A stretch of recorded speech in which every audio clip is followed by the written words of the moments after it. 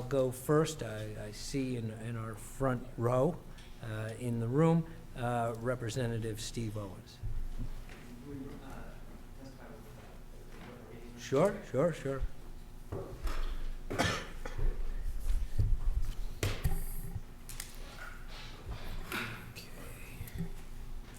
All right, Chair Strauss, Chair Crichton, members of the committee, thank you so much for taking us at a turn and for the opportunity to testify in favor of H. 3392 and Senate 2217, an act relative to setting deadlines to electrify the commuter rail.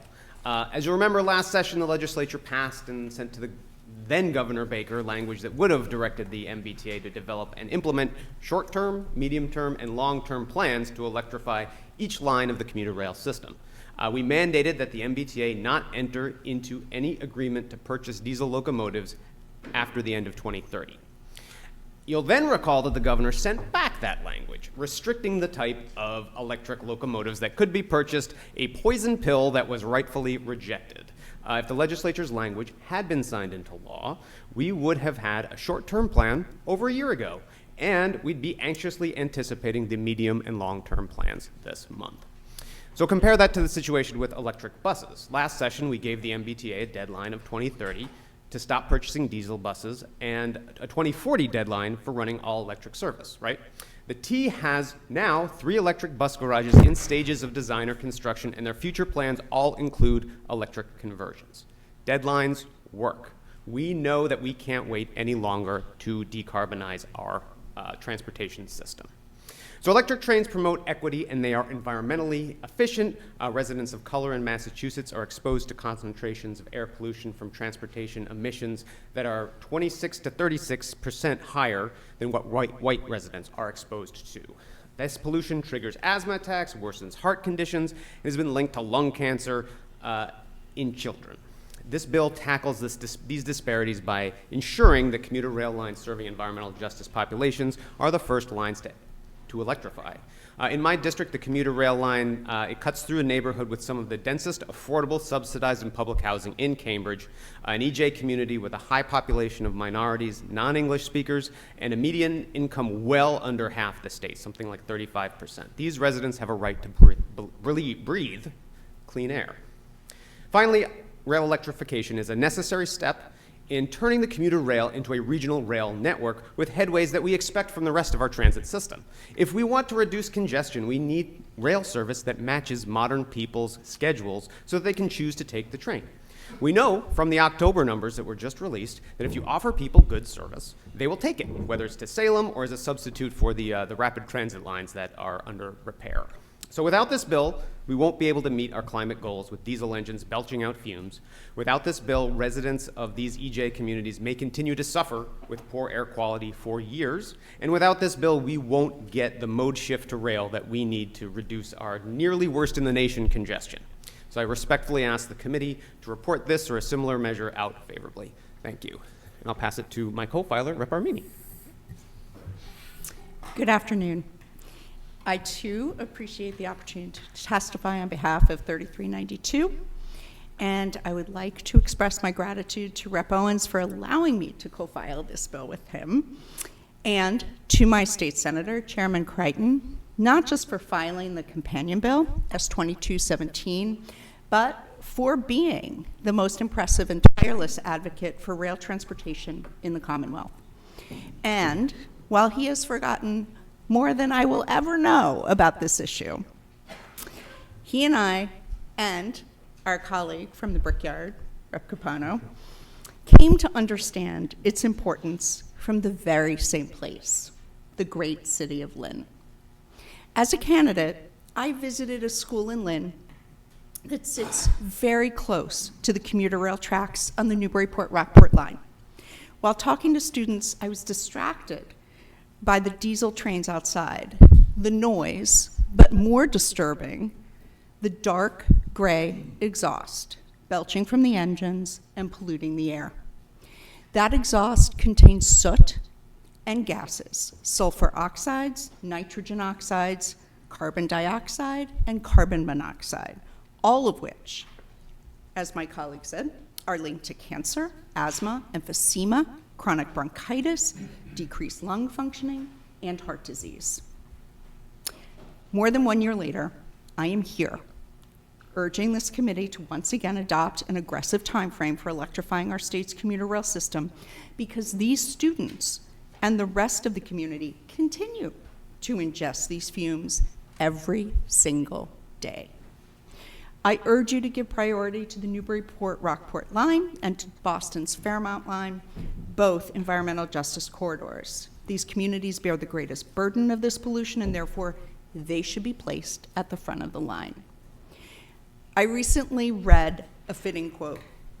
The difference between a dream and a goal is a deadline. We can talk about electrification, but without setting down in writing the when and the where, words won't likely be replaced with action. This bill gives the legislature the opportunity to express a much-needed sense of urgency. It gives us the chance to right historic wrongs and to clean the air currently endangering the health of the next generation. As my colleague from Watertown has discussed, there are many excellent and important, even urgent, climate and transportation reasons to electrify our transit system quickly. But it's the school children of Lynn and Boston and gateway cities around Massachusetts that I ask you to remember as you consider this bill. Thank you again for allowing me to testify, and thank you for taking me out of turn. Thank you both. Obviously, you've learned saying nice things about the co-chair, never a bad idea. even within Lynn. Yeah. Especially in Lynn. Especially in Lynn. We specialize in Senate co-chairs from Lynn, actually. It's wise. Yes. I wanted to, just for those watching, I know some people who've watched these hearings have the sense that when legislators testify, no one asks them questions. And the only reason I'm going to direct a couple of questions for either of you is to just fill in some more details about the issue of the rail electrification. And so, first, Rep. Owens, you used the term short, mid, long term. I just, as I've heard the term over the years, I've always, thought it helpful to the public to indicate, what that means.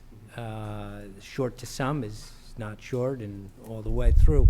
So, if you could just kind of add the timing sequence that you think would comply with short, medium, and long, and then I just have a follow-up for either of you. Sure. I mean, that language was from the transportation bond bill from last session, and I don't remember off the top of my head what that time frame was, but I believe there are, in the short term, lines that can be electrified fairly quickly. We know the Providence line is mostly electrified now.